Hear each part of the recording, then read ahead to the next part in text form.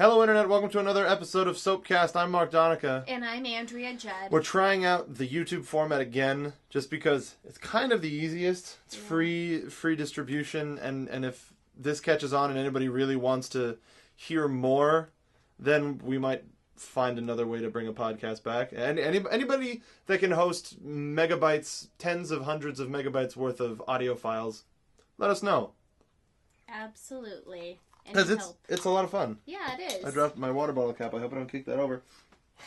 Last time with Julian, we just talked about a video about Bioshock Infinite. Oh, okay. We're doing a different...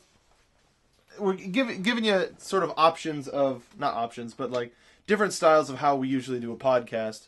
And today we're just going to talk about just stuff. There was news that broke on Friday. This would very much pertain to you, and I wanted to wait to talk to you about it here. Oh, okay. You know that Disney's doing Into the Woods, right? Yes, I do. And Emma Stone is going to be the witch. Emma Stone? No, not Emma Stone. No, I heard Emma Stone for Cabaret. Yes, I'm getting mixed up. What's her name? Emma Thompson. Yes. Emma Thompson is the witch. Really? Yes. I remember hearing that, but I thought that sounds strange. I'm not going to take it at face value. She could pull that off, though. She's a very strong actress. I have Bernadette Peters in my mind forevermore, and she still does so much that I'm kind of surprised that they didn't just bring her back. Well, the news was they announced a new cast member. They didn't say what part that they would be playing, but they announced that Johnny Depp would be a part of the cast of Into the Woods. Oh my god. Yeah. Freaking out a little bit, are you? Yes. Who do you think you would think he'd play the starring role of the baker. No, he's No? not a baker. Johnny is not a baker. Bring it on. Jack. No, he strikes me as the wolf, to be honest. Do you think he has the range for that? Because, I haven't seen Sweeney Todd, so I don't know what his musical range is. I mean, Johnny didn't ever go off key or anything. Like, he did it. Though I wouldn't say that he's, like, primarily a singer. He's more an actor than a singer, but it's not like he did, like, a complete travesty of a job. It was still watchable. He still, did the music. And I mean, he focused more on character delivery, per se, than trying to sound pretty, I guess. Which is crucial for Into the Woods. Yeah. Who do you think would be a good baker? Is there anybody that you can think of? I don't know what his vocal range would be at all. Seth Rogen is kind of... That's really weird, because that popped in my head, too. I mean, and if I weren't going that direction, and if I knew someone for sure who could sing, as random as this might sound, Seth MacFarlane? I don't know. I don't think he... his range is different, I think. If anybody could be a wolf, it would be him. But the wolf has to be... Sex. Stealthy, very sexual. I didn't say sexual. I just said it just has to be pure sex. Like... That's Johnny Depp. And I mean, I don't... John Depp. God, and I suppose he could also play the estranged father, perhaps, but, I mean, Johnny looks really great for his age. Oh, now that would be interesting if he were... The storyteller? Yeah. Technically both. That's true. Really unkept in one and not in the other? But you know what? I'm pretty sure that since they're doing a movie, they're not going to have people double playing different roles. Yeah, but that's part of the fun. It's part of the fun, but it's not generally the way somebody would cast a film. True. Like, for plays, it makes sense, because you have the actors otherwise just sitting in the back, not doing anything. They're bored out of their minds, and they feel like some of their time is wasted, especially during the rehearsal process. But with a movie, it's different. And since you're going to have the camera so close to the face, if you recognize... I wonder if it'll be in 3D. Oh, God, let's not even go there. Sondheim in 3D. Like, you can't have a 40-year-old playing 3 different roles. Like, you see her for the giant, and then you see her for Granny, for example. True. That's just such a dichotomy. You'll actually want to hire someone who is of Granny age to play that off. Cinderella's father. Johnny Depp for Cinderella's father. But it's such a small role. But they would still put him in the second name. So are you kidding me? His name will be just there. I mean, Armie Hammer's almost barely mentioned for the Lone Ranger. Yeah. When the Lone Ranger is the fucking star. He's the title character, but it's still Johnny Depp. Armie Hammer. I feel really Johnny's bad for him. Me too, because I think he's really going to shine in this movie. Of course. My Perfect Baker. Anyways, anybody should go see Into the Woods. It might be on Netflix. It's been on and off because I remember seeing it. Really? Yes. I don't think I've ever seen it. But if you go onto Amazon, and if you have disc for Netflix, it's probably available. Yeah, that's true. But if you wanted to buy it, and I mean, it's just a really fantastic musical. Mm-hmm. It's the original cast, though someone's going to try and argue that with me about Bernadette Peters. Whatever. Dude. She premiered the role, and that's all. You can get it for $10 on DVD, and it's great. For those of you who don't know, Bernadette Peters was the voice of Rita from Animaniacs, of Rita and Runt, and she sang almost in every cartoon. But also, when I saw it for the first time, I was like, why do I know this voice so well? I know it too well, and I mean, careers are awesome. My Perfect Baker, so that we can move on, and it's actually kind of a segue. Clark Gregg.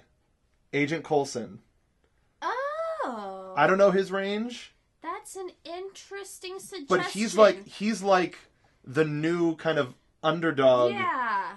And he's just amazing. I could see that actually. I would watch him read. I would for the pay Baker. that. I would pay for that. Speaking of, it's a Clark Gregg-a-thon. Apparently he's got a movie coming out that he wrote, where he plays an agent trying to, with a big client trying to go back and forth. There's a really good scene that's online that's available where he's trying to negotiate with the girl's father, who's just a complete scumbag.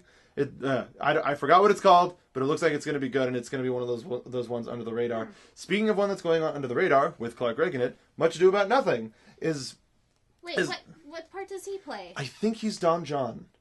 I think. Oh. Well, that's unfortunate, though. I don't think so. Well, isn't Don John the jerk? No. Oh, he's the good one. He's the good one. Oh, okay. I get confused because they make both of the names sound the same. Let me double check it. But while, right before Avengers, no, or right after Avengers. Either way, very shortly around the time of the Avengers, Joss Whedon was just like, I'm gonna shoot Much Ado About Nothing in black and white with a bunch of my favorite people. Here we go. And it just surprised the fuck out of everybody. And I really hope that it does exceptionally well. Yeah. I'm excited to see that. Me too. Version. Just let's see. All right, here we go. Amy Acker is Beatrice. Right. And what's it? It's Alexis Denisov. Yes. As Benedict. You know him as the brother from the Mummy movies. He was also in Spartacus. Really? Yeah. Huh. Nathan Fillion is Dogberry, which is gonna be amazing. Oh wait, no. Clark Gregg is Leonardo. Any other names that we might recognize? Oh, that's interesting. I don't recognize any other names, but let's. Don John is Sean Mayer. Where's Don Pedro is Reed Diamond. Franz Kranz is Claudio. Spencer Treat Clark is Baraccio. Ricky Lindholm is Comrade. Where is Hero? Whoa, wow, all the way at the bottom. Jillian Moore Guess is Hero. That's because I think she's actually a complete unknown. I think that's why. All right. I remember looking that up online. I'm like, who's that? Because she's under the fucking first and second Watchmen. Yeah, and technically Hero is actually the female lead. Technically. Okay, so interestingly enough, this Shakespeare show, everyone focuses on Beatrice and Benedict. Benedict. I'm sorry, excuse me. I'm just saying. But they're actually supporting characters in this entire story.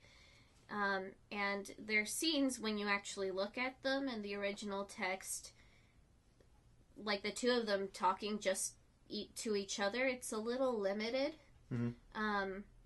But that's what everybody talks about. And whenever someone tries to do a reincarnation of this story, they focus more on those characters than on the leads that Shakespeare wrote traditionally for. Well, because they're the star-crossed lovers.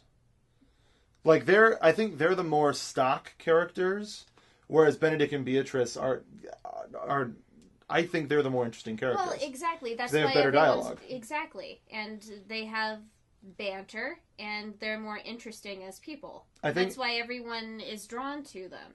It's kind of a more natural romance. As opposed to, you're pretty, let's make love. This compared to I really hope that this one does well, because I don't know how the other one did, the 1993 one. Well, that was the Kenneth Branagh one. Yes, but that was amazing. Even though it was fucking Keanu Reeves. And speaking of which, Emma Thompson as Beatrice. Yeah. Robert Sean Leonard as Claudio, which blew my mind. He's Wilson from House. One of the main starring characters, House's best friend. Which is amazing. And Kate Beckinsale as Hero. That's right. Denzel Washington as Don Pedro, and Keanu Reeves as Don John. Oh, and Michael Keaton as Dogberry. Like, Dogberry and Borachio are, like, some of the best comedic, just out of fucking nowhere, and it'll be great to see Clark Gregg and Nathan Fillion do something with those. What I wanted to ask you was, we had Romeo plus Juliet back in the 90s that kind of made Shakespeare interesting again for our generation. Everybody thought that they were familiar with the story. And that, don't even get me started on all of the actors that are in that movie that you totally forget, like Jamie Kennedy. But this is a completely different, like, totally stylized. It all takes place on, like, this one big house property, kind of like how the 1993 one did, but modern. And everybody's, like, slick suits, and it's like a complete opposite of the Baz Luhrmann version, because that was flashy and bright colors and fireworks and parties and everything. And this one just seems like the classy, jazzy cocktail party. What kind of a response do you think this will warrant from society and pop culture? I mean, they're kind of giving you that jazz sort of feel, and I mean, Great Gatsby is coming out right now. I think that this is going to be kind of a thing for this year, the kind of 1920s feel of things. I think people are embracing that right now. It's getting kind of hip. So I think that will play really nicely. I don't know how, and I mean, we also look at The Artist, which came out, and that won Best Picture, and that was all in black and white and was silent. So, you know, perhaps this is the perfect time to release a black and white film in this stylized way. And I think people really like seeing Shakespeare in something kind of like a fresh take and sort of like this specific sort of style, this sort of theme that isn't per se this traditional, really generic British thing that us Americans have in our minds. I find it funny, we're kind of building back up, because you mentioned The Artist, black and white, silent, and now we're going to black and white Shakespearean. Like, then we're just going to build up back to black and white, and Kevin Smith's in the corner going, fuck, I did that. But it's going to be, I think it's going to be interesting because, like, I think, I'm not trying to speak for Joss Whedon, but it's a great idea to put a Shakespeare film in black and white, because then you're not focusing on the visuals so much as you are the words, so that you can hear and understand everything. And I'm glad that Joss Whedon's name is attached to this, as well as a bunch of actors that people know, so that people will want to see it. People will want to see it, and hopefully that barrier of, oh, it's Shakespeare, I'm not going to understand it. Because if people go into a Shakespeare thing expecting not to understand it, they're not going to understand it. Yeah. Because there's that block in their mind. And it's really unfortunate. Shakespeare really isn't something that you can't necessarily understand just because you're American or what have you. Or not a theater kid or an English kid or English major kid, I should say. First of all, Shakespearean language, it's not a strictly like British English thing. People didn't talk like that back then. Shakespeare had his own language that he created that was very flowery and very poetic.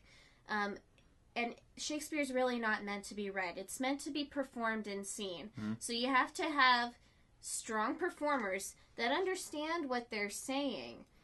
And when they understand what they're saying and they truly understand what their characters are, or they have a clear direction of what they're saying, then you can understand. Then you can really get wrapped up and really be interested in what's going on. Definitely. Because when you first see a Shakespeare thing written down, it's unfortunate because it's not written normally. It's kind of written in the iambic pentameter where it's rhymed it's rhymed words at the end, though that might be the middle of the sentence. You know what I mean? Yeah, exactly. Where it's just, if it's spoken, I think it'll be a lot easier to understand. People just have to get over themselves, kind of. And I mean, it'll definitely make profit, because I heard it was dirt cheap to make, because, I mean, you didn't have to pay for rights because of Shakespeare, and everybody was working for pennies. Not literally, but they did it because they wanted to do it. Exactly. And that's, I think it'll really come through. Yeah. There are too many movies coming out this summer. Yeah. We looked through the other day. Every single week there is at least one movie coming out. Some two, because I think Superman's coming out on a Wednesday. Something's coming out. Either way, there's something coming out big on a Wednesday and then something big on a Friday. It starts next week with Iron Man 3, which is going to be good. And Don't take out Robert Downey Jr. That's Keep really him dumb. as Iron Man. And for the love of God, if you replace him, if you kill that man off, I will not watch another Iron Man film. Well, I think, easy. Iron Man has a bunch of different types of suits for a bunch of different types of things.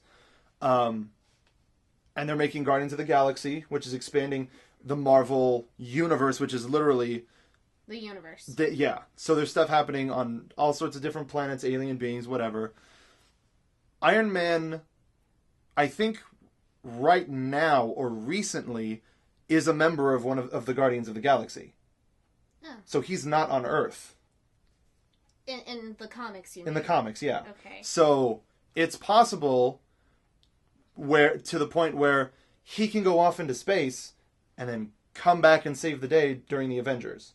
You know what I mean? Like, he's gone, he's MIA because he's trying to help the Guardians or whatever, so that you kind of, if it's for Robert's case, you quote-unquote keep him off screen, but we all know that he's doing something important. No, that's not good enough for me. I agree. I'm not saying that they should do that, but that's an option to where if they should leave it open like they did with Han Solo at the end of Empire. They froze him in carbonite, so in case Harrison Ford wasn't going to sign on for the third movie, they could just explain that off. That's why they did that. Exactly, that's what I mean. He originally did not want to do the third film, but eventually he got coaxed into it. That's what I mean, is even though the shoe's on the other foot, they should keep their options open. Yeah, but I don't agree with that. It's one thing if an actor doesn't want to come back for the role.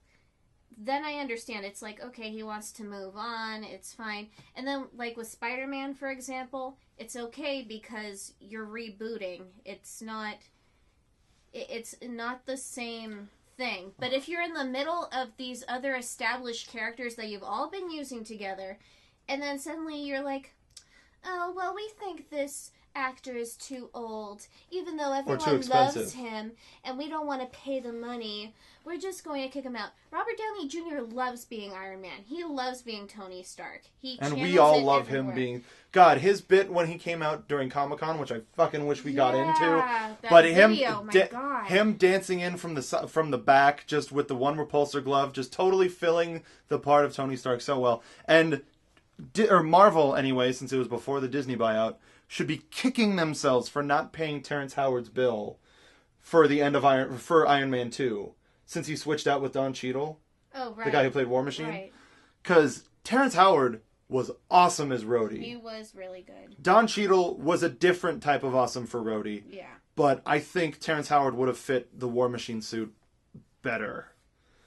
He's just got something about him that's just so Rhodey. That's coming out this summer. Superman. I keep getting more excited for Superman. Man of Steel. Because the possibility, the rumors have been stirring since, late last year of Warner Brothers wanting to do a Justice League movie, and how involved Christopher Nolan's going to be, or if Christian Bale's going to come back as Batman, which would be stupid, because they should have Joseph Gordon-Levitt as flippin' Batman, even though they said no. But I don't know. Because, he was more of a Robin to me than a Batman. He was more of a Nightwing than a Batman. Okay, yeah, whatever. Apples and oranges. Technically still a Robin. Potato. Yeah. Those were contradictory, I'm sorry. That's all right. But, I agree, if they do introduce a new Batman, we better not get another origin story. Yeah. Because we've heard it. We've done it. Everything was fantastic. Mm-hmm. Let's move on. Even if we're going back to the 90s films, that blew everybody away. So Batman's kind of a universal, worldwide phenomenon where everybody knows what happened. Yeah. So let's acknowledge that and move on. Superman, this is kind of dealing with Krypton, even though it's just as much we all know. He's this. He and Batman are tied for kind of the most popular, most well-known superheroes, though Avengers and all of the Marvel properties are changing that. We'll say it for DC. Yeah, for DC. Even still, I would say just because they've had more years of being on screen. Sure. But if I've been talking about it ever since it was first announced, I wasn't that excited for Man of Steel just because the Superman movies, aside from the original first couple of Christopher Reeves's, have all been kind of meh. And Superman as a character, to me, is boring because he's too powerful, and people don't seem to know how to write him to make him a vulnerable character, or people don't understand. People can't relate.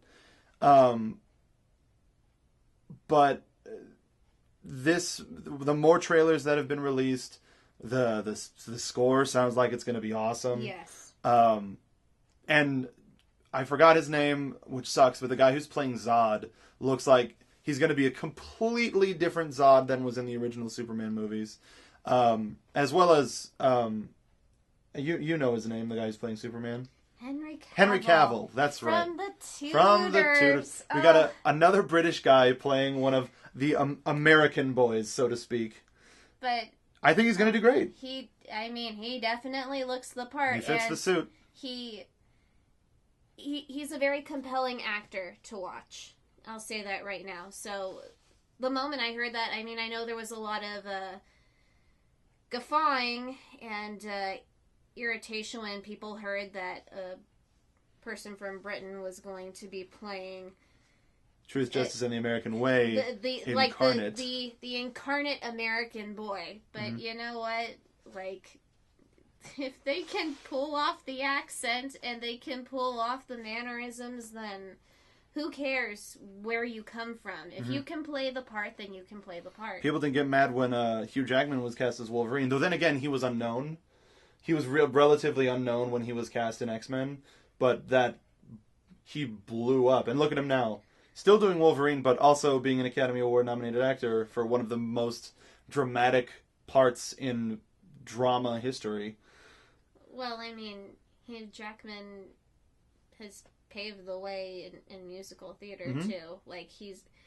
it's really lucky as a performer to be able to actually maintain both worlds like that. I agree. He is a triple threat, absolutely. I hope he wins a Grammy, a Tony, and an Oscar, because that would be... He should. Because I think Mel Brooks is one of the only people who's done that, as rightfully deserved. But, like, that's Wolverine's coming out. I really want Fox to just settle with Marvel and Disney, because Disney can buy that back if they want to. Disney can buy back Wolverine, Spider-Man, and the X-Men, Fantastic Four, and Spider-Man if they want to. Wait, what? Sony owns the film rights to Spider-Man, the X-Men, and the Fantastic Four. Fuck them. Yeah, this was before. Well, technically, and no, not Ghost Rider, but they Daredevil. But they were going to be remaking Daredevil, but it went through such hell that they lost the rights to that, and now Marvel has Daredevil back. But Disney's selling Spider-Man merchandise in Disneyland. They're not selling Amazing Spider-Man merchandise. They're selling comic book Spider-Man merchandise. So they can't make... They own the character, but not the film character, because of contracts. And as long as Sony keeps pumping out movies, they can maintain the rights. And that's why there was Origins Wolverine, the second Wolverine movie that's coming out this summer, why they're doing the X-Men First Class movies. Fantastic Four is supposedly... 3 is still in development, but so that they can still hold on to those rights, but they still own them. And that's why they rebooted Spider-Man so fast, was so that they could hold on to those rights. Oh. But they made a really big mistake, because there's the new Ultimate Spider-Man isn't Peter Parker, because Peter Parker died in the Ultimate Spider-Man universe. There are a bunch of different universes that Marvel is in, and in one of them, Peter Parker died, and there's a new kid, Miles Morales, who is a similar character, but a completely different character, that came out like a year after they announced that there was going to be a new movie. And I feel like Fox could have just waited and picked a new character that we could all get interested. Not to say that the Amazing Spider-Man movie wasn't good, and I'm not excited for the next one, which I need to show you pictures of Jamie Foxx as Electro, because he looks scary as fuck. Jamie Foxx! Yeah, no, he's going to be great. But I like, there's so many different... there's so much when it comes to the history of Spider-Man that they could have pulled from. And they could have done a Spider-Man noir movie. There's a whole noir series in Marvel where everything's kind of done in the 20s. Yeah, well, at the end of the day, though, you have to pick one. Yeah. But I think to maintain the property's value and interest, you gotta pick something that can keep that. Well, I thought they did. I really enjoyed this past movie, and they rounded out the cast really well. I found Andrew Garfield to be a very compelling Peter Parker in Spider-Man, and I loved how Emma Stone was in it, and I love how they're dating. So cute. And I mean, I'm interested to see the next film. I really enjoyed the other Spider-Man films that came out not too long ago. Yes, even the third one, even though everyone laughs about it. But, you know, like, they wrapped up that story, and now it's done, and they can take a different approach. That's Electro. Whoa. And as the name suggests, he's an electricity-based superhero. Was he electrocuted and, like, got lucky? I don't remember his story, because they're using the ultimate version as opposed to the regular version. I love how these different adjectives for things. Well, like, there's Ultimate Spider-Man, Avenging Spider-Man, Amazing Spider-Man. And that's another thing, because Spider-Man was in the Avengers. Right. So the fact that we can't have that in the movies kind of sucks. Well, no. Okay, here's what happened with that. Well, no, they referenced it, yeah, but that doesn't mean that the character can appear. Oh, but they have every intention for him to. I hope they do. They do. Like, what I heard was that they had a couple of scenes shot, or like just a couple of shots taken that they could put into Avengers, because the merger and the buying thing kind of took place in the middle of everything kind of getting wrapped up, but there wasn't enough time to actually put that footage into the film when they released Avengers. What it was going to be was they were going to just feature Oscorp Tower. Exactly. It wasn't going to be anything with Andrew Garfield in it. No, but it was a clear indication that they had every intention of eventually bringing Spider-Man into it. Well, Andrew Garfield's character as Spider-Man, he's still, like, he's brand new. Mm-hmm. So it's not like he could just automatically jump into the Avengers like that. But he could still be present, you know? Well, it's hinting that he will be, though. I hope so. He's just not there yet. He's in high school, for God's sake. True. He's got it. Hopefully they don't do like they did in the last series where all of a sudden he's in it's the next movie. He's in college. Like, and then after that, he was out of college. Like, the 3 movies took place over the course of, like, 6 years, which is a weird growth period. The last series? That's what it seems like, because the first movie he was in high school, the second movie he was in college, and the third movie he was out on his own. Well, I thought the first movie, they kind of, like, jumped a lot of years altogether, didn't they? Well, technically, but the main crux was he's still in high school. One of my favorite things about the upcoming Spider-Man movie is Paul Giamatti's going to be in it. He's a big Spider-Man fan. Huge Spider-Man fan. And he was interviewed once, like, years ago. If you could be in a Spider-Man movie, what character would you play? And he said, hands down, the Rhino. Rhino's this big dude in a rhino suit that just terrorizes, just runs through buildings and fucks people up. And he's cast in the movie. They haven't announced what role he is yet. But, like, it's got to be Rhino. Because that would just be... Imagine being Paul Giamatti. Or just imagine being a fan saying, I would love to play that role. And then the studio says, hey Paul. I would cry of happiness. What dream role, doesn't matter if it's been done already, we're in a world of remakes central. If there was one part that may have already been played, what would you want to do? What if I don't think I'm castable for it, though? Doesn't matter. Well, I'd be Hermione Granger in a second. Very cool. I mean, needless to say, by the time they redo the Harry Potter movies, if they do, I give it 20 years. Don't say that. I know. I'm going to hate it. And everybody will not like it. I don't think J.K. Rowling would allow that. I think she has a firm grip on that entire franchise and series. No one can do anything with it unless she says it's okay. And she, like, holds everything over with a microscope. I really do hope that starts a trend of intellectual property holders maintaining, like, no, we did it. It's good. We're done. Which is an argument that people can have against comic book movies, but there are so many stories that get told constantly that, I mean, now DC and Marvel both have animated universes where they can tell more stories, and film universes that they're just trying to make as much money as they can off of. They're the modern day Greek gods.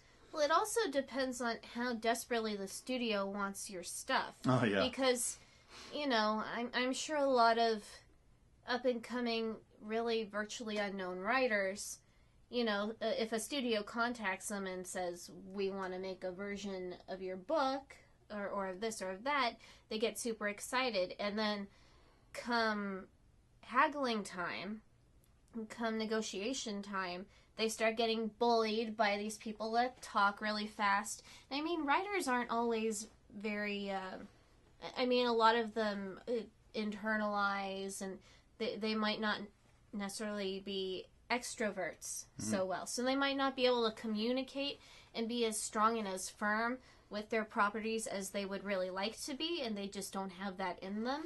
Yeah. In which case, they should always have a lawyer.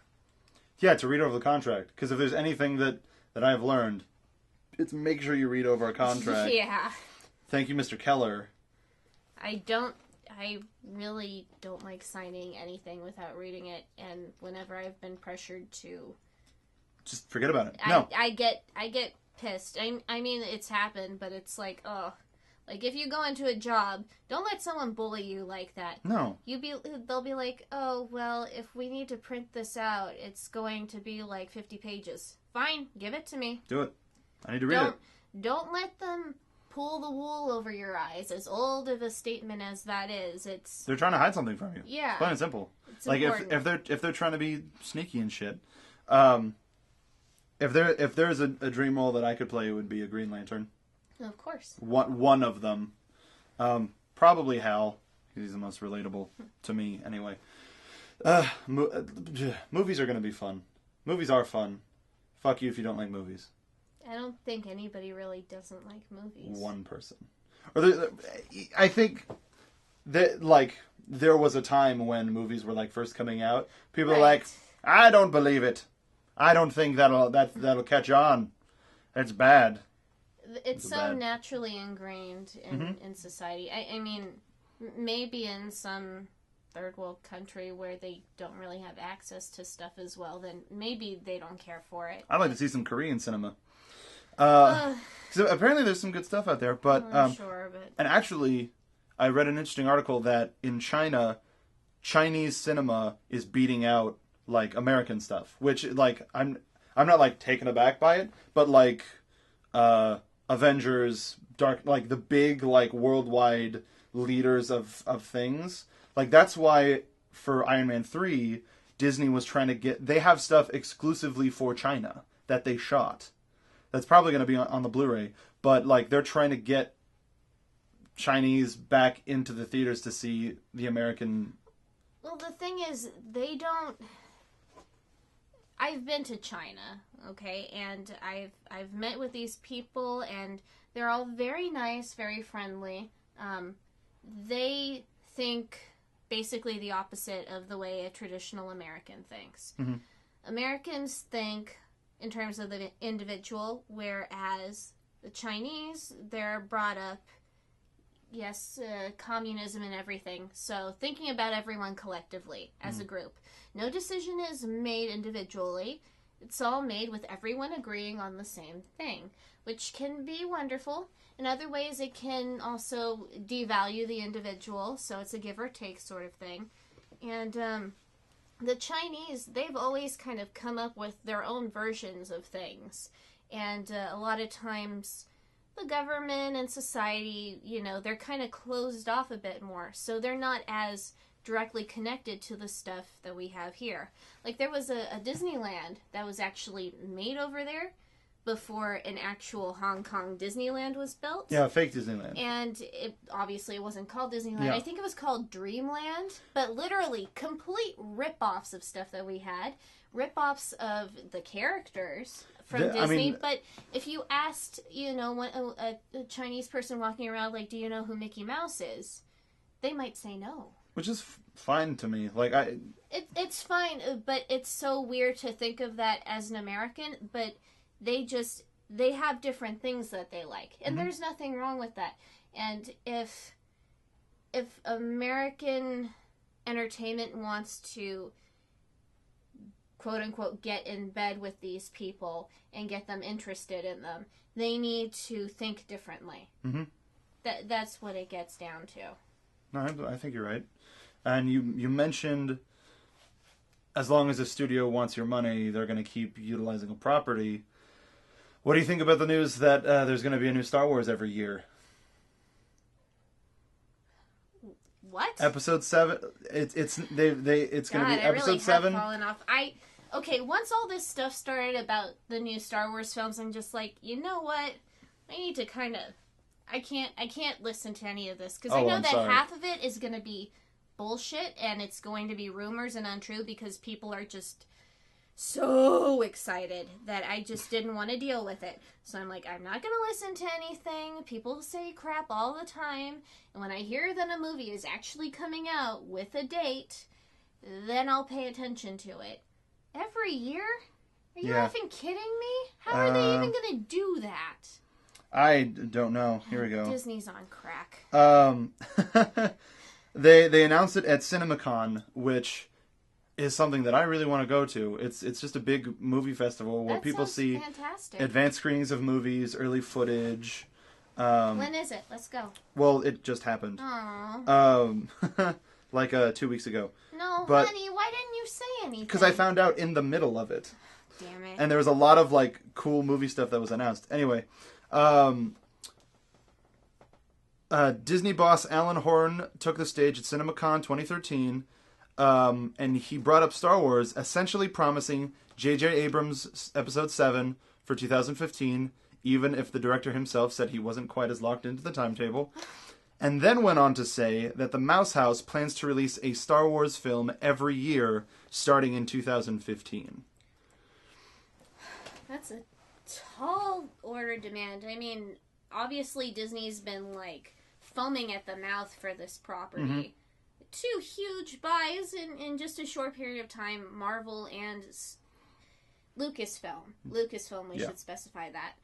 I don't know. But, I mean, it's not going to be only the episodes, of course, you know. No, exactly. But I hope they don't do, like how they butchered Shrek. Oversaturation. Star Wars has already suffered from oversaturation. Let's be honest with ourselves here. Obviously, we're still diehard fans, and by no means am I going to compare Shrek franchise to Star Wars. That's completely different. But after the prequels, naturally, as a general fan of these films, I feel a bit protective and anxious about what they're doing. I trust Disney to put in the money that they need for this stuff. Mm-hmm. They're not going to... They don't want to fuck it up. No, they don't dare. They don't dare. And luckily, Lucas can't touch this stuff now. Like, he'll still kind of be able to, like, comment. I think he's a producer in name only. Yeah. Just because it's his intellectual... Or it was his intellectual... He was the creator. Yeah. I hope that we get other places in the universe. Stuff that might have to do with the... I hope we get new. Not just like, here's a Boba Fett origin story. Here's a Han Solo origin story. While that would be cool, too easy to fuck up. Start with something fresh. They had that game, Star Wars 1313, that was going to be a game about Boba Fett that got canceled when Disney shut down LucasArts, which made everybody sad. Very sad. But it seems like those assets can be utilized for either a film or an animated movie because the graphics on the game that's what I was were thinking. Amazing. That television series Clone Wars. No.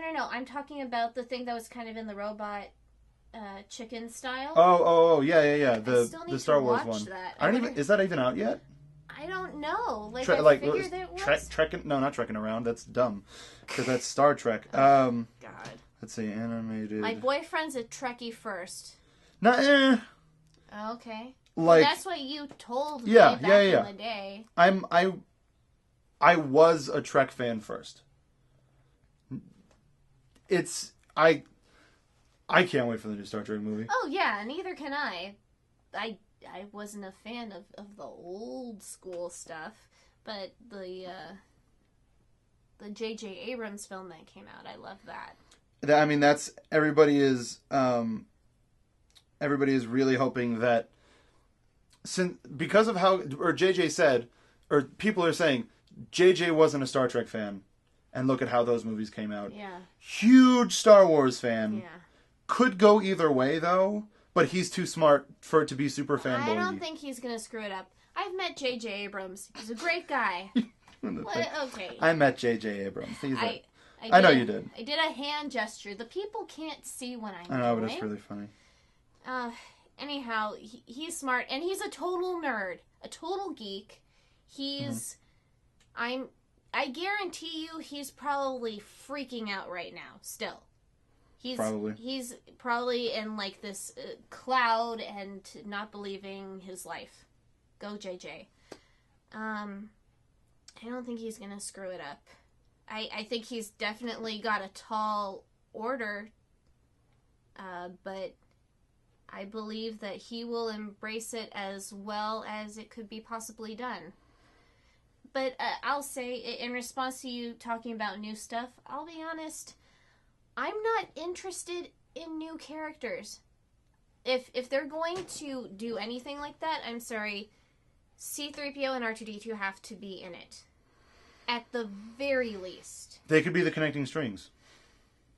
Because otherwise, I'm not interested. I mean, I appreciate the worlds for what they are by themselves.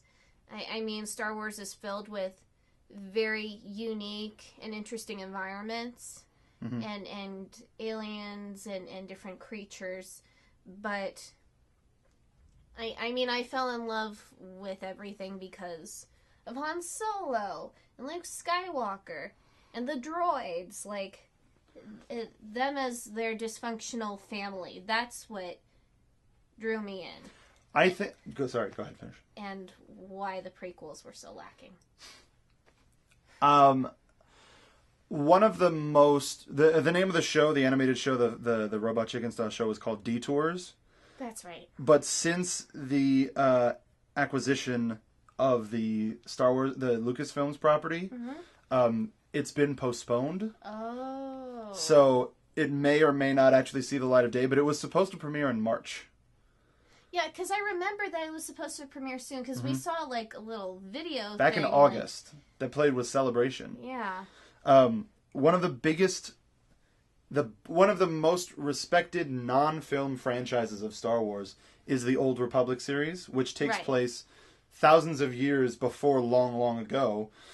And I think if they had a movie based in that universe, I think that it would be successful. Oh, absolutely it would. The people who played those games back when they first came out for the original Xbox, which is weird to think that they're like parents now, but they're like, hey, this is going to be awesome. Check it out. Because if you haven't played the Knights of the Old Republic game, the story of it, which, I mean, I haven't, but it's gotten spoiled for me, but I'm not going to spoil it for anybody else. Because there's a possibility that they could very well do a movie based off of it. Absolutely. There are all these books, though. If you're curious, go check them out. God knows my mom bought every single one. Hopefully the expanded universe can become a part of the universe. Yeah. The story of the first Knights of the Old Republic game for Xbox is amazing, with an amazing it's I hate being the guy to say this, with an amazing twist, but it puts a completely different flip on what you would expect to play in a Star Wars game. And I hope that they can translate it to cinema. I hope they get some good directors. I think Star Wars can be successful if they don't oversaturate the market as much as it is oversaturated right now. But people are afraid that there will be franchise fatigue, like there is in video games, with a Call of Duty that comes out every year, with a Madden that comes out every year.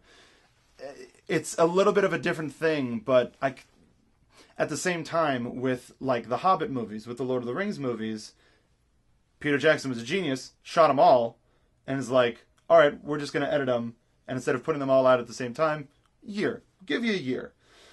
Right after The Hobbit ended, I immediately wanted to see what happened next. Yeah, of course. As opposed to waiting, like Star Trek, the first Star Trek movie came out in 2009.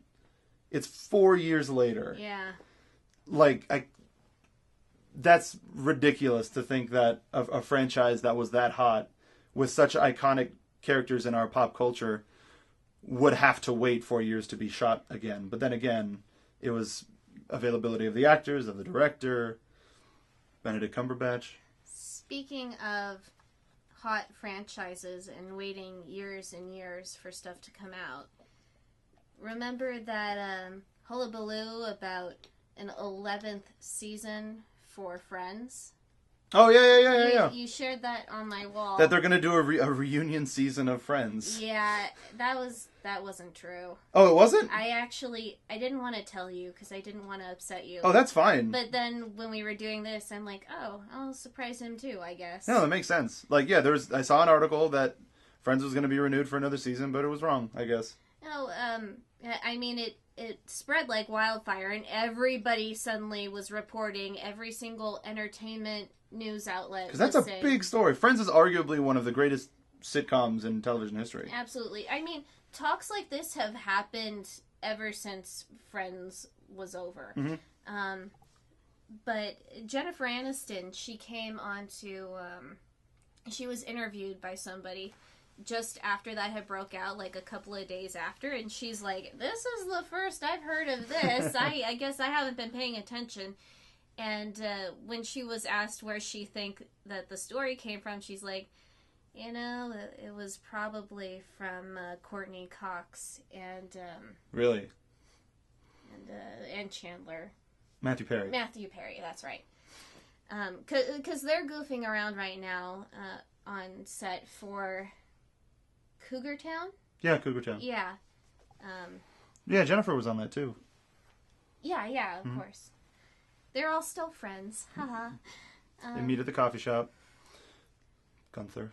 But I will say that even though they keep pushing away these rumors for things coming back, even after all this time of the show being over, I guarantee you that not only would I watch this extra season, but the world would. Yes.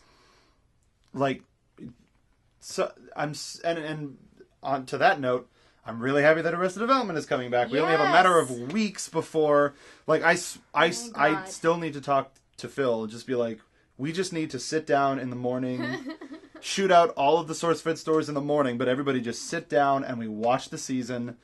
Don't have to deal with it after that, because they'll probably watch it during the day. But we just sit down, watch all 13 episodes, 22 minutes, if I remember correctly, or are they hours? Wait, they're all getting released at the on same the same time? day. Everything is getting since my it's on God. Netflix. They're releasing the entire season so that people can watch it how they want it. Oh. Which is great that they can. I mean, Netflix has been doing it with original series, but now that they're doing with an established one, if not the most established, best responded to television series of all time, I mean, it's Netflix is going to do gangbusters. And if anybody doesn't have Netflix, find a free code. You can get it for 30 days. You can watch all of Arrested Development and then get the new stuff. Seriously, if you don't have Netflix, you're really missing out. I barely watch regular cable satellite anymore. And I spend hours. I mean, okay, so you're feeling down, you're depressed, maybe you're sick or something and you can't go anywhere, you're stuck in bed. And of course it's the middle of the day. There's nothing on. There's never anything on television. You're miserable. You're like, God, like, shoot me in the face. Oh, wait a minute. I need to cheer myself up. Well, let's just browse comedies. How I Met Your Mother. God knows that they're in their 8th season now. But hey, maybe I might like it. And you click the pilot. Oh my God, I love this. And suddenly the whole day has gone and you've watched all of season 1. You forget that you're feeling bad. All of season 2. So much goodness on Netflix that finally Warner Brothers just got on and added some of the best cartoons from when we were a kid and from when we were kids, as well as some good Adult Swim stuff, which they need to add more of. They only added like one season of a lot of shows. Johnny Bravo, Courage, Dexter, Powerpuff Girls, Samurai Jack, you name it. I mean, it goes without saying now that Netflix is the way of the future. People are like, what? A DVD gets mailed to me? And then I have to send it back? Why don't I just buy it? Then I'll have it. Oh, this is amazing. I can watch movies that I didn't think I'd like. I didn't like it. I'm not losing any money on this. Because we all have those couple of DVDs in our collection that we got because we thought it was going to be a good movie, and it's not. That's the worst. I hate it. But luckily there are places where you can resell them. Hopefully there's a place by you. We have them here in SoCal. But goddamn, I love entertainment. Yes. Musicals to Shakespeare to movies, superhero movies. To finish out this wonderful episode of SoapCast, thank you for listening. Thank you. Top 3 most excited films you're most excited for the summer. Oh God. If you want, I could bring up the list. Yes, please do that. But what I'm pretty sure I know the answer. If you could bring a show back from cancellation. Oh, you know what the answer to this one is. I'm pretty sure I know the answer. Okay, so not all of you are going to be familiar with this show, but it's on Netflix. So you should be. You can get. It came back on. It did? I'm pretty sure it came back on. Oh, excellent. Okay. So, yes, I'm going to say science fiction, but please don't freak out. Oh, that's not a thing anymore. Well, Everybody loves science fiction. Some people do, and I mean, I'm a girl, so it's even harder for us. Meh. Especially when, like, some a series like Lex plays. Let's not even go there. I don't even know what that is. Okay, what does Lex sound like? Alex. Sex. Like, okay, so the Either series way. I was going to talk about was Farscape. And every single time after a Farscape episode would be over, Lex was going to play next. And they would show you a little clip and, like, you know, a little miniature screen off to the side above the credits. And there's just, like, this whorish-looking girl. Alien like, fucking? weird, it just, like, a weird tongue thing is going on. Yeah. And I'm just like, I'm 14 years old and this grosses me out. So needless to say, the series that you would want back is Farscape. Farscape, yes. Farscape was a fantastic show. Still is. It still is. It's really, really great. It was filmed in Australia, but it centers around this character named John Crichton. He's an astronaut. He gets sucked through a wormhole and ends up in a really far distant part of the universe, and he ends up being the alien in this world. Great fish out of water story. And it's really great. There's so much comedy in it. It is such a funny show. It's well balanced. Like, yes. Because I think it's a lot like Avatar in the sense where it can be lighthearted because of the direct opposite is kind of so real and human, which is a weird way to describe it. But, like, there's a lot of it that you can take seriously where you can believe this world and you can be in it with these characters so that when they're funny, it's not out of place. It's more natural because they're like Gilligan's Island and Moya, so to speak. Yeah, and I mean, there's plenty of romance, plenty of drama. Action.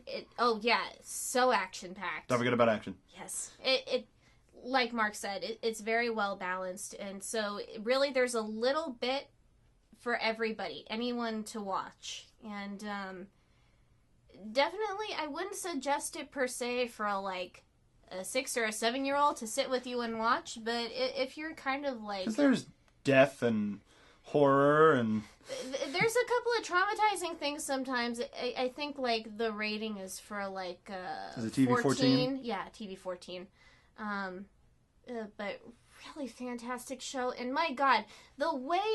Okay, so they ended on the worst cliffhanger in the world. Basically, the two heroes that you've been desperately wanting to get together for all this time, they're blown into bits. So it's maybe. They're blown into bits, and everyone else is screaming and crying and freaking out. And this was the highest rated show on the Sci-Fi Network, on the Sci-Fi Channel. And, by the way, Jim Henson was creating all of the puppets for the show. There's a lot of puppets, really great makeup, too. And well-designed puppets, too. Yeah. Not just like Kermit. Before Yoda was riding in on that little hover chair, there was another character named Rigel, and that's really where that came from. Take credit for that. They're more like Dark Crystal. Yeah. Like, really... What's the word I'm looking for? Like, gritty. Complex, gritty, particular, like, they're very, very detailed. Intricate and detailed, yes. Yeah. But... Fucking pilot. The creators were already working on the next season when suddenly they were told we got canceled. And so they couldn't do anything to, like, fix the cliffhanger. And they're just like, and everyone shit. was just so upset. And luckily, the fan base was so strong, and they made, like, this big Save Farscape campaign, and eventually we got a movie, like a 4-hour-long movie to kind of make up for it that was put in 2 parts. But obviously they had to rush through a lot of things, and a lot of it kind of felt like, okay, we have to get this wrapped up, so this is what we're going to do. And then they made comic books to fill in after, and now they've had to drop that off. We were promised a web series. Well, they also want to end it on a good note before it becomes a completely bitter one. Mm-hmm. But it's hard when first they had to rush through the movie, and then kind of going off in a weird dimension with the comics, and then we were supposed to get a web series, but then the writer's strike happened, and then that just screwed up everything. Hey, now with the Kickstarter revolution, I think they just need to get the right idea, and I think that it has the fan base to where you could finally just put the cap on the end of the series. You know what, actually, once I saw what happened with Veronica Mars, I was like, you know what? I feel like contacting some scapers out there, that's what we're called, and trying to get people together, because it was a really popular sci-fi show, and I believe that it would be definitely worth watching. One more thing. Just get Ben Browder and Claudia Black for one more thing. Yeah. Gigi Edgley. Luckily they're all, at least Ben Browder and Claudia Black are still working relatively. Yeah. The series that I would bring back, if it's canceled, because we don't know yet, is Tron Uprising. Oh, yeah. Because it's the best animated series that there has been in a long time. Watch it. I can't talk about it enough. Buy it on iTunes, because I did. But speaking of Kickstarter, did you hear that Zach Braff did a Kickstarter to do a spiritual successor to Garden State? Yeah, I did. It's successful. It already 2 days and it's done. Of course it did. Yeah, which good for him. Yeah. I mean, and hopefully more people will do this. All right. Hopefully studios don't rely on this. Exactly. Hopefully it's a place for creators. Yes. Zach Braff is a wonderful creative mind, and instead of it being like kind of the studio where Veronica Mars was, the studio said, you pay for this, we'll pay for the other part. Whereas I think Zach Braff is going to be more like, this is just to make the movie. Yeah. Phil got paid enough to get a spot at the premiere in LA. So he paid a couple thousand to help support the movie. All right. This is week to week, the biggest movies of the week. Starting next Friday, Iron Man 3. Friday, May 10th, The Great Gatsby. There's also a Tyler Perry movie, but it's neither here nor there. Friday, May 17th, Star Trek. Friday, May 24th, Epic, which is that animated like forest movie where the girl gets shrunk. Doesn't look interesting. Fast and the Furious 6, which I think is going to make a lot of money because the last movie was very popular and very good. Hangover Part 3, which Hangover 2 really cooled some people off because it was the same exact movie. But this looks like it's going to be different and interesting, and I'm actually really interested in it. May 31st, After Earth, the Will Smith, Jaden Smith space movie. And then Now You See Me, which looks amazing, and I really want to see it. It's a heist movie with magic and Jesse Eisenberg. Friday, June 7th, The Internship, which is that Vince Vaughn... right. That's kind of that Owen Wilson sequel movie. To...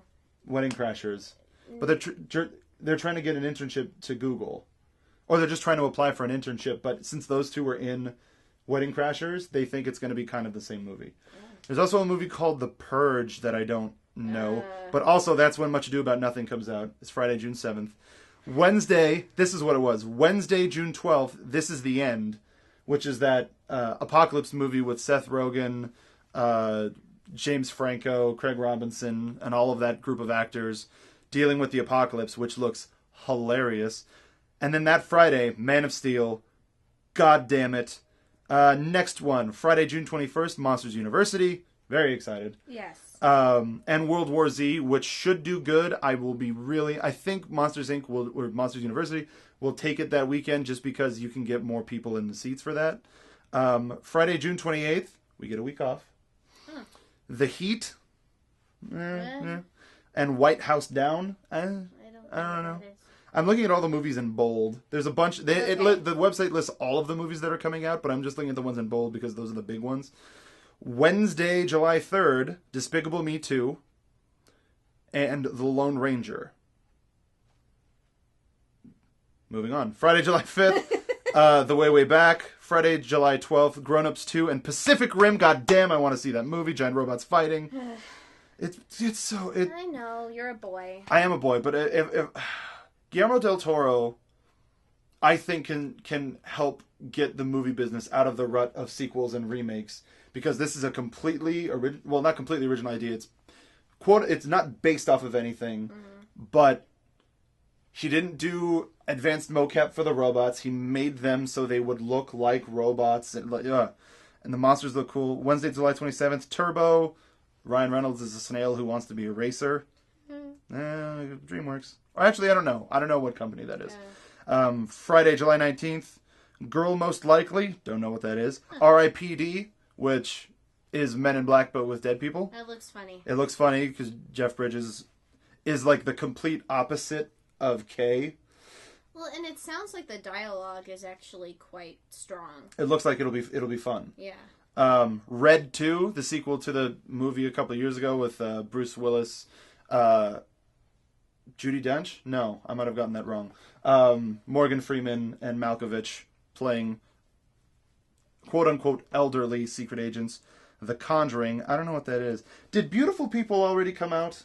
Oh, yeah. Good, fuck that movie. It came out around Valentine's Day. Fuck that movie. Friday, July 26th, The Wolverine. Wednesday, July 31st, Smurfs 2.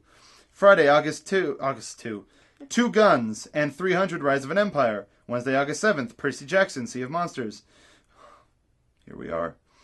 Friday, August 9th, Planes. And Elysium, which is definitely going to win the weekend. Excuse me, I burped. Friday, August 16th, Kick-Ass 2. Friday, August 23rd, arguably the end of the summer movie season, is The World's End, which is the British version of the movie that's going to be coming out with Nick Frost, Simon Pegg. Are there 3 movies that you can name as the ones that you're most excited for? Okay. Number 1 is Gatsby. Okay. Big Baz Luhrmann fan. Baz Luhrmann is doing Great Gatsby. Wait, what did he do? Moulin Rouge. Oh. Romeo plus Juliet. Oh. Okay. I love his filmography, and I just didn't know who he was. That surprised me. Well, I don't generally look at that in terms of credits, but I know what I like. I know. And plus, like, I remember when they said that was going to come out, like, during the holiday season last year. I think maybe they had to do more editing and stuff, and then they just probably wanted to wait until summer hit so that they could release it for a big weekend. They've got a good weekend. Yeah. Like, people need a break from Iron Man and Star Trek. Like, that's a nice... I'm not going to say lull, but it's not an action-packed summer powerhouse, but it still looks like it's going to be a good movie. And then after that, I would select Iron Man. Very nice. And... movie you're most excited for this summer? I'll pick Man of Steel. Man of Steel. Oh, very good. I love you. Holding hands like couples do. Yay! We love each other. We do. We're cute. Yeah, we're sickeningly cute. Like, go barf in a bag right now. Do it. I love you. Barf, I'm sorry. Barf, comment, subscribe. I don't really mean that. My top 3, like, Iron Man is 4 for me. Like really? Everything is like super even, like minuscule. I really want to see Iron Man, but if there are 3 movies that somebody could burst in the door and say, you can see those right now, Star Trek Into Darkness, because I have a theory. It was a total joke theory, but I think I might be right, that Benedict Cumberbatch is Jean-Luc Picard, because they are hiding his character very, very close to the heart. People are like, it's Khan. If it's Khan, I won't be surprised, but if it's Jean-Luc Picard, I will do things to J.J. Abrams. I'm not going to say what. Man of Steel, I'll see instantly, right away, right now. And Pacific Rim. It's monsters fighting robots, like you said. I'm a boy. I mean, Iron Man 3, it's going to have, like, so many suits of armor, and everybody's going to be fighting... never mind, I was going to finish my sentence, but I'm not, because it's kind of a spoiler.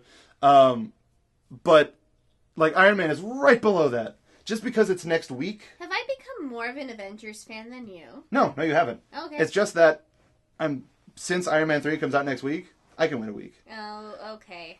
And Star Trek is like a month from now. But that's not how we preordained the I agree, selection. but if it was 3 things you're most excited for. Okay. But considering that it starts next week, and it is that next week, my excitement for that is subsiding because it's becoming a realization. Where I saw people posting reviews for the new Star Trek movie, saying who, like, Read if you want to find out who Benedict Cumberbatch's character is. Spoiler, spoiler, spoiler. And me being, I want everything in my power to know, but I'm not going to click on that link. I'm going to wait to see the movie. Amazing summer of movies coming out. If you liked this episode of SoapCast, tell your friends, send it. And if you want to take this with you on the go to keepvid.com and turn this into an MP3, because goddamn, I don't have the bandwidth or the storage for it. We don't have servers. Yeah, this we're is sorry. YouTube. We're broke. We are. Thank you for listening to this episode of SoapCast. We will probably come back because I like the ability to just put this up on YouTube and have it, as opposed to having to deal with all the rigmarole of Podbean. I'm Mark Donica. I'm Andrea Judd. And we'll see you on the internet. Thanks for listening. Thank you.